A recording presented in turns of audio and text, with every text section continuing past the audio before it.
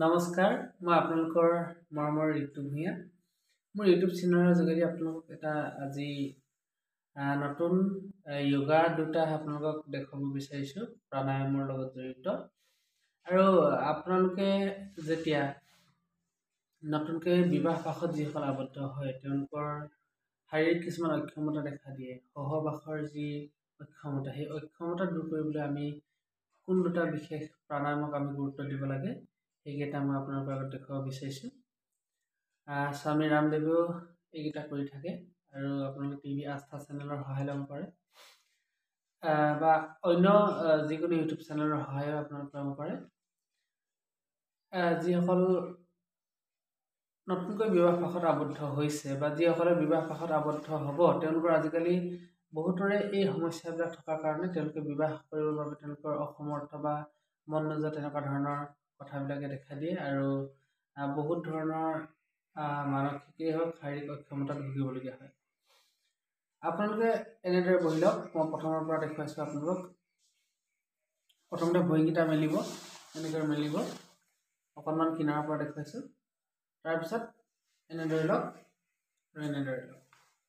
তাৰপিছত আপোনালোকে কেইটামান আসনৰ অভ্যাস কৰিব পাৰে। যিহেতু আজিকালি মোবাইলৰ যুগ, মোবাইলত আমি বিভিন্ন ধৰণৰ চলচ্চিত্ৰ চোৱাৰ কাৰণে আমাৰ কিছুমান বেয়া প্ৰভাৱো নপৰা নহয়, গতিকে ভাল প্ৰভাৱো আছে। আপোনালোকে ভাল দিশবিলাকক যদি গুৰুত্ব দিয়ে, পজিটিভ কথাবিলাকক যদি গুৰুত্ব দিয়ে, তেতিয়া মাইণ্ডো পজিটিভ হ'ব আপোনালোকৰ আৰু আপোনালোকৰ জীৱনটো সুন্দৰ হ'ব। গতিকে আপোনালোকে ভৰিকেইটা প্ৰথমে আগলৈ মেলি প্ৰথমে বাওঁ ভৰিটো আনি আপোনালোকে এনেকৈ আমাৰ যি অণ্ডকোষ তাৰ তলত দিব পাৰে আৰু তাৰপিছত এনেদৰে আনক আৰু সোঁ ভৰিটো আনি এই যিটো দুটাৰ মাজত দিব পাৰে, এনেদৰে দিয়াৰ পিছত ৰাজহাড় পোন কৰক। তাৰপিছত উশাহটো দীঘলকৈ লওক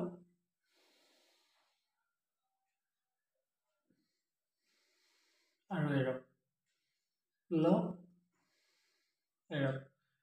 এনেদৰে আপোনালোকে 5 বাৰ কৰিলে, তাৰপিছত উশাহটো লোৱাৰ পিছত আকৌ আপোনালোকে ইয়াৰ পিছত আৰু এটা অভ্যাস কৰিব পাৰে।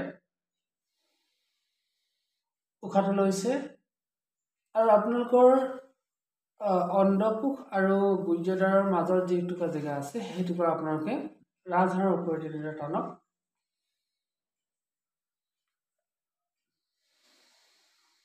আকৌ এৰি দিয়ক,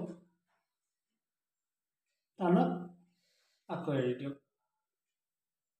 ইয়াক বিভিন্ন নামকৰণে নামকৰণ কৰিছে যুগত। আপোনালোকে সেই নামকৰণবিলাকক গুৰুত্ব নিদি মাত্ৰ এই প্ৰাণায়ামবিলাক কৰিব পাৰে।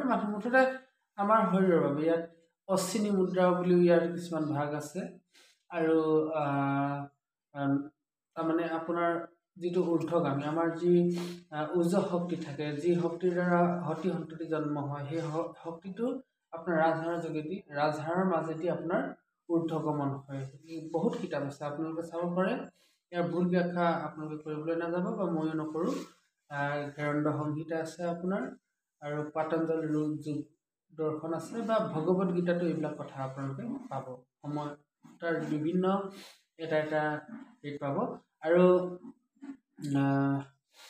তাৰপিছত আপোনালোকে এইবিলাক কৰিলে আপোনালোকৰ কি হ'ব, আপোনাৰ যি শৰীৰৰ যি উজ্জ শক্তি আছে, সেই আপোনাৰ ৰাজহাড়ৰ মাজেদি আহি আপোনাৰ ক্ৰমে ওপৰলৈ আহিব। আৰু আপোনাৰ এটা কথা, এই সিদ্ধাসনত আপোনালোকে বেছি সময় থাকিবলৈ ইয়াত নিৰ্দেশ দিয়া নাই।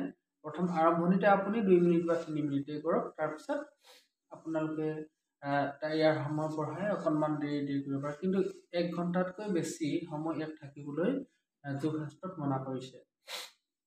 ইয়াৰ পিছত উশাহ দীঘলকৈ ল'ব পাৰে আৰু এৰিব পাৰে। এইটো কোৱা হয় ভস্ত্ৰিকা প্ৰাণায়াম।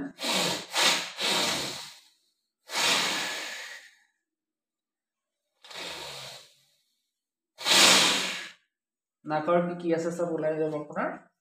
মুঠি লওক ধুনীয়াকৈ, কাপোৰ কানি লৈ আপোনালোকে হেৰি কৰক বা এনেদৰে হাততে থৈ নিদিব।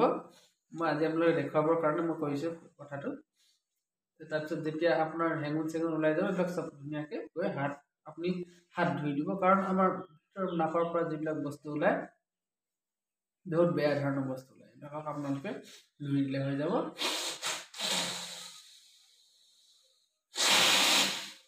ঠাণ্ডা দিন হোৱাৰ কাৰণে মোৰো লাগি আছিল পানী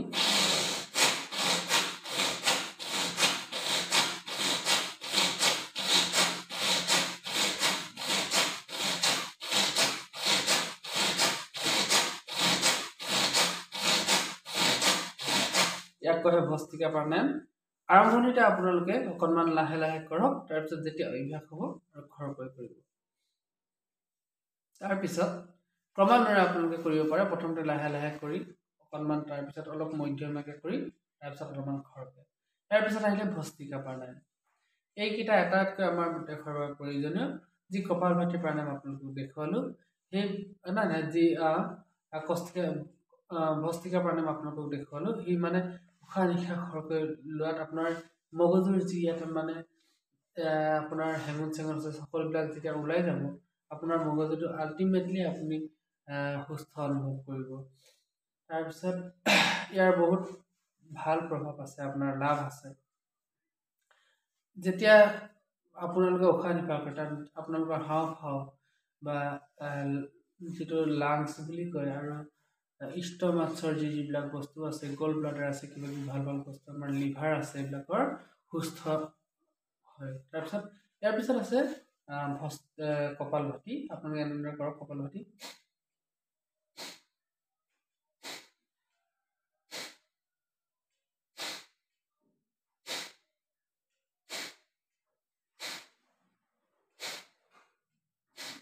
উশাহটো আপোনালোকে এৰাত গুৰুত্ব দিব লাগে আপোনালোকে ভাবক নাকৰ সন্মুখত ইমানমান জেগাত এটা আপোনাৰ মমবাতি থোৱা আছে আৰু এই মমবাতিটো আপোনালোকে নাকেদি ফুৱাই নুমুৱাইছে চাব